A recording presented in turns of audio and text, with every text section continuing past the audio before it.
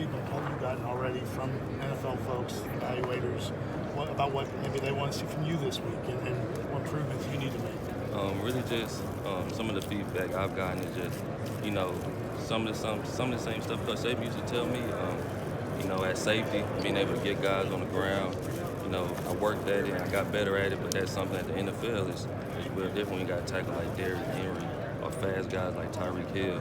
So, that's something I can keep improving on. Also, my versatility. Teams do feel like they could see me playing safety, star, corner, slot corner. So, that's something I want to go out here and show for them over this week. How many years did you play with Calvin Ridley in Alabama? I had two with Calvin. What are your impressions of Calvin Ridley, and are you shocked at the success he's having in the NFL? No, I'm not shocked at all. Calvin was one of the best receivers I've ever guarded in my life, honestly. The way he approached every day was, you could tell that he wanted to be great, like he was doing this for a purpose. Never took a practice off, never took a route off. He competed every day, and then it showed when he got to the games. And I wasn't surprised when he got to the NFL. So he's so shifty, creative route runner.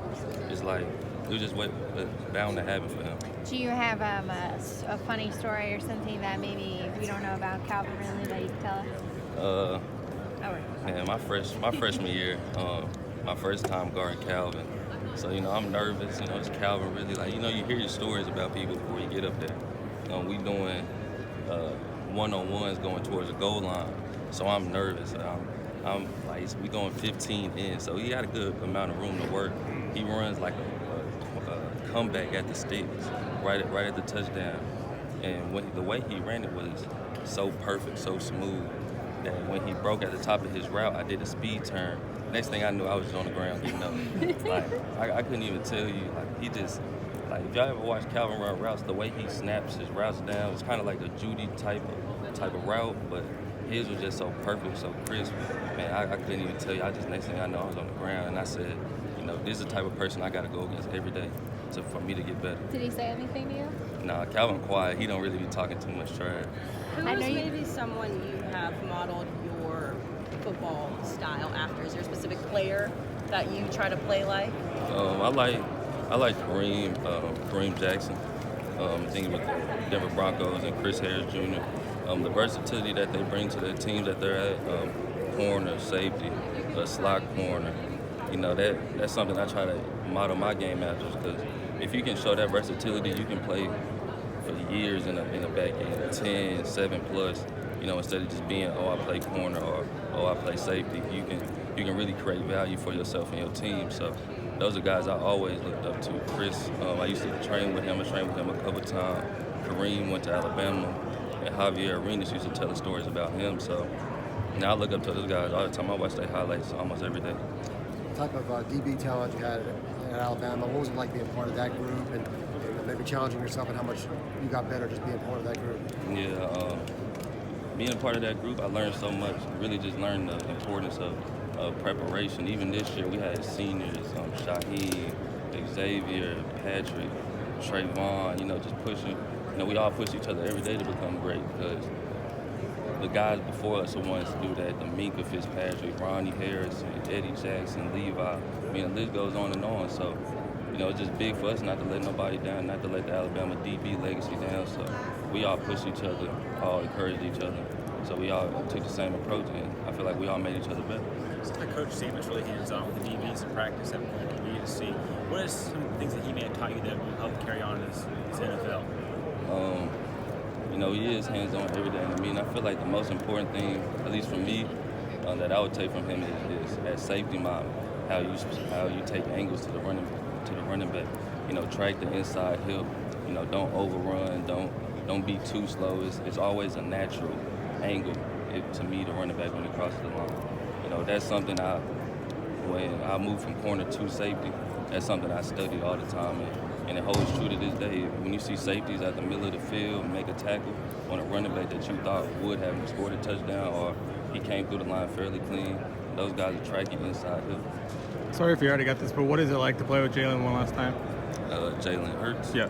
What was it like playing with him? Just to get to play with him one last time this game. It means a lot, and especially since he's on my team. I'm glad he's on my team, because Jalen's a leader. natural leader. He don't have to try too hard. It just seems like it just comes natural to him. So I know he'll probably have some things to say that'll get everybody ready to play. He did it at Bama. I expect no less from him. So I'm excited to get the opportunity to play with him again. What does this opportunity mean for you just in general, just being here and getting a chance to prove yourself in front of NFL scouts? It's a great opportunity to come out here and show, the things I can do as a defensive back. You really are humble to the experience because, even on the wall, you're seeing Bo Jackson, Dan Marino, Brett Favre. So it makes you really appreciative of the opportunity you have. It makes you really want to go out and play even harder, play even more. Talking about Jalen Hurts, as well as he's done, there's still the questions out there, about his passing ability.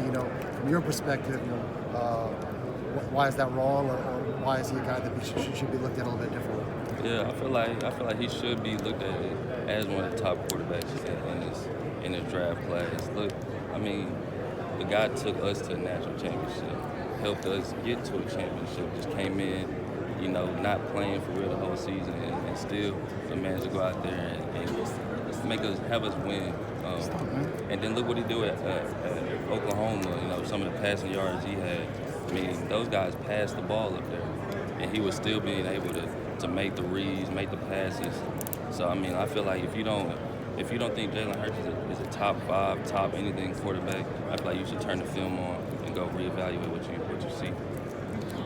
You pretty much had a different defensive coordinator every year you're at Alabama. How does that impact you as a player and as a team? It doesn't, because at the end of the day, it's Coach Saban's defense.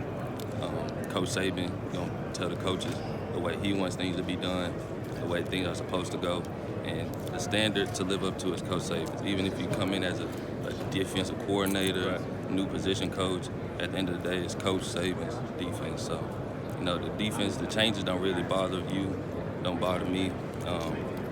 You just expected to go out there and live up to the Alabama expectations. What was the experience like with Coach Golden this year? It was good. Coach Golden's a good coach. We had to do a lot of time. I feel like this year he had to do more teaching just because, the youth that we had having to play. But I feel like as they get older, I feel like they'll be able to really understand what he was trying to show them, because as an older player looking at the way he was teaching, you could tell he was doing a lot of just actual teaching. Like he couldn't just do, I guess, like something that Coach Pruitt would have been able to do, where it's just Reuben Foster, you got older guys at linebacker, so they can, kind of know what to do, and then so you're not teaching every little aspect of a game. So you had to do more basics this year because of how young the guys are. Yeah. What did you learn from getting to wait your turn in Alabama, and how did that kind of help shape you? You learn how to handle adversity, because at the end of the day, at Alabama, just because you tried hard, you tried your hardest, you did extra meeting, you did extra this, something that at another place goes noticed and you'll probably play. At Alabama, it's kind of, they're appreciative of you trying hard, but at the same time, we do have other guys ahead of you. There are other guys, so you get frustrated, but that adversity, once you hit the field, you're so grateful, because it teaches you that nothing can, if something bad happens, you can always bounce back from it. How much of an influence has your grandpa been on kind of facing adversity and kind of just getting through the tough times? He's been a big influence in my life.